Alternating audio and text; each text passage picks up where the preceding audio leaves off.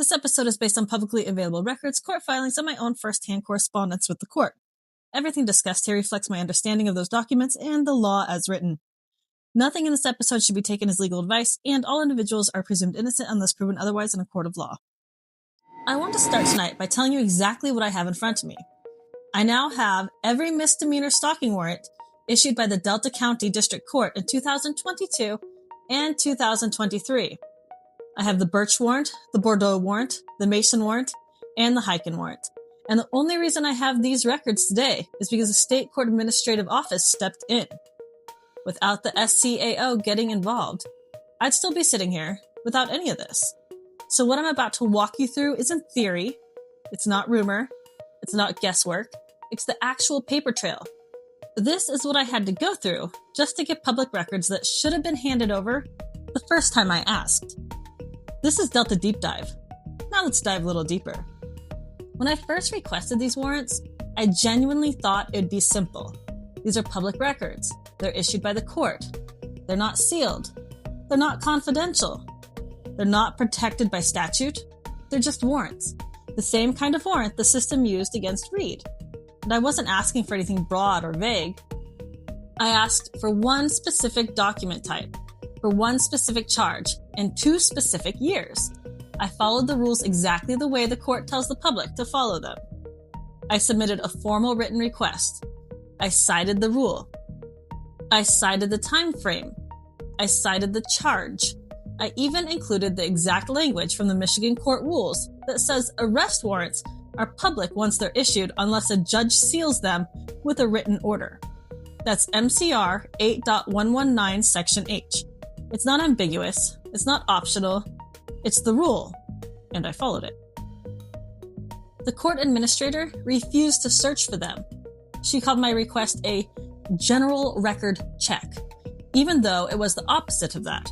No statute was cited. No exemption was cited. No sealing order was provided. Just a refusal. And the refusal didn't come with a legal basis. It didn't come with a citation. It didn't come with anything that would allow me to appeal it. It was just no. So I escalated to Judge Stephen Parks. He wrote back on May 11th, and his letter didn't deny the request. It didn't cite a statute. It didn't cite a court rule. It didn't cite a sealing order. Instead, he cited Administrative Order 2025-03, a procedural instruction about how courts should organize access to the records. He pointed to the part that says, if you don't have a case number or a party name, you can use the case index to identify the cases. But the case index doesn't list charges. You cannot identify stalking cases from the index. Only the court can do that. So the instruction he gave me was impossible to follow.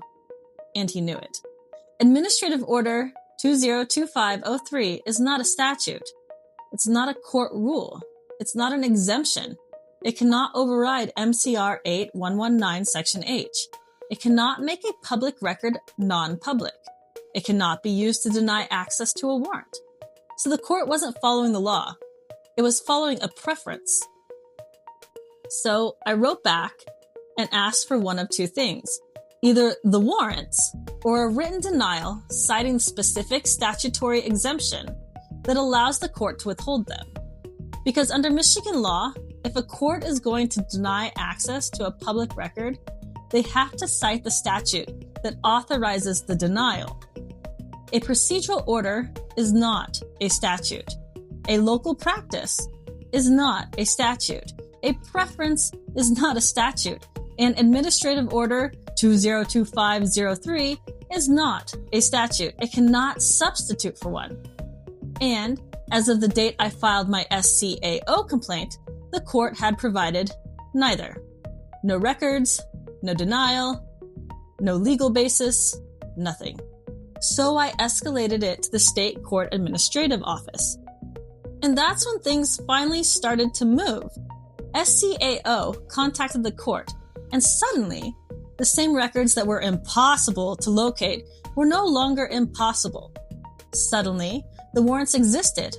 Suddenly, they could be found, and suddenly they could be produced. And that's how I ended up with the warrants I'm holding now. And once I had them, the pattern became impossible to ignore. I'm not going to give the full name of 2 of the people on the 4 stalking warrants that I have, because I'm not familiar with their cases enough to just throw their names out there. But JB was charged with misdemeanor stalking in 2022. His bond was $5,000 cash surety or personal reconnaissance.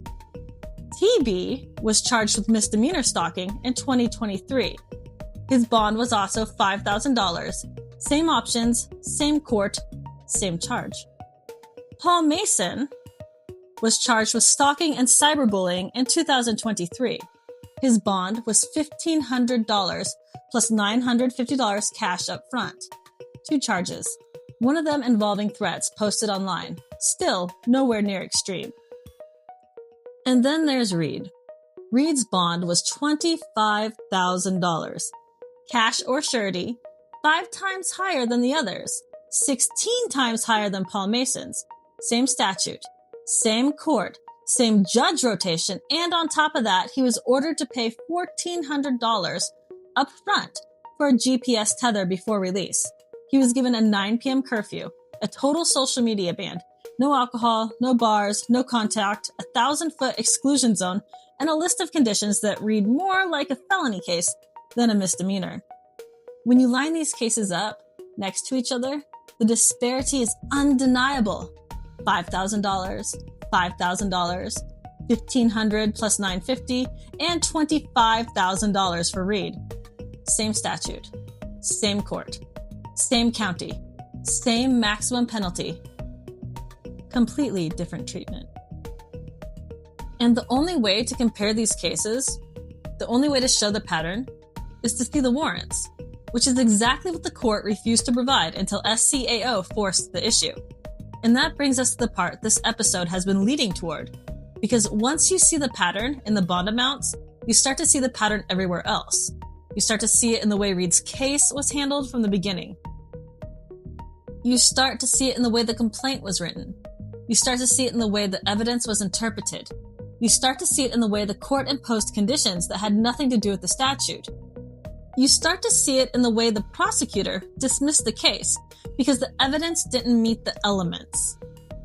And you start to see it in the way the court refused to release the rest of the warrants that would show whether Reed was treated like everyone else or whether he was treated very differently. And when a court refuses to release public records and then the SCAO steps in and suddenly those records appear, that tells you something. It tells you the refusal wasn't about the law. It wasn't about the rules. It wasn't about procedure. It was about control. And it was about who gets access and who doesn't. It was about who gets transparency and who doesn't.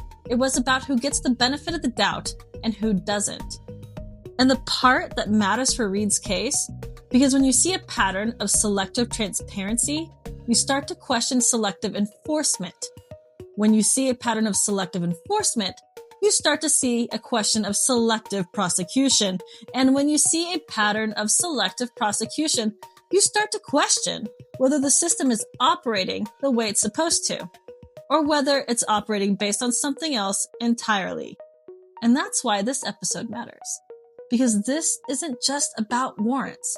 It's not just about paperwork. It's not just about bond amounts. It's about a system that treated one person dramatically different from everyone else charged under the same statute. It's about a court that refused to release the records that would show that difference. And it's about the fact that the only way to get those records was to go above the court itself.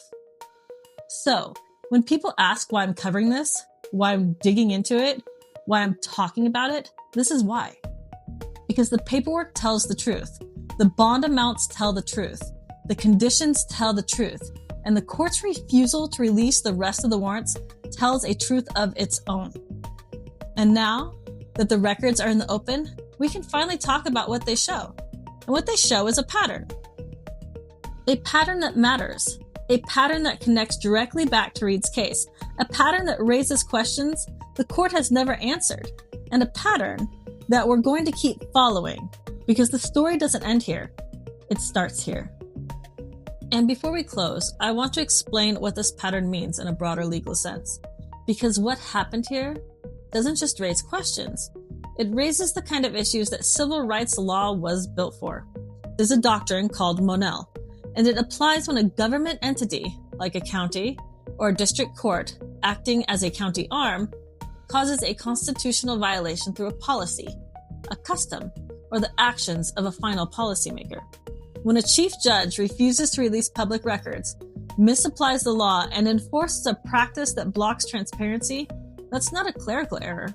That's a policy decision by a final policymaker. And under Monell, a single decision by a final policymaker can create liability for the entire entity. When a court imposes dramatically different bond amounts for the same charge, $5,000 for some defendants, $1,500 for another, and $25,000 for Reed, that's not random. That's a pattern. And when that pattern aligns with selective enforcement, selective prosecution, and selective transparency, it becomes the kind of system issue that Monell was designed to address. A future civil claim would argue that the 94th District Court, acting as a county arm, maintained a custom of unequal treatment in misdemeanor stalking cases, imposed disproportionate and punitive bond conditions without lawful justification, and maintained a custom of withholding public records in violation of MCR 8.119 Section H. It would argue that these practices were carried out or approved by the chief judge, the final policymaker, making the municipality responsible. And that's the part that matters most, because this isn't just about what happened to Reed. It's about what the system allowed to happen. It's about what the system tried to hide. And it's about what the system only revealed when someone above them forced their hand. That's the story. That's the pattern. And that's why this episode exists, because the truth is in the paperwork. And now that the paperwork is finally in the open, the story can finally be told. That was Delta Deep Dive. Follow for more.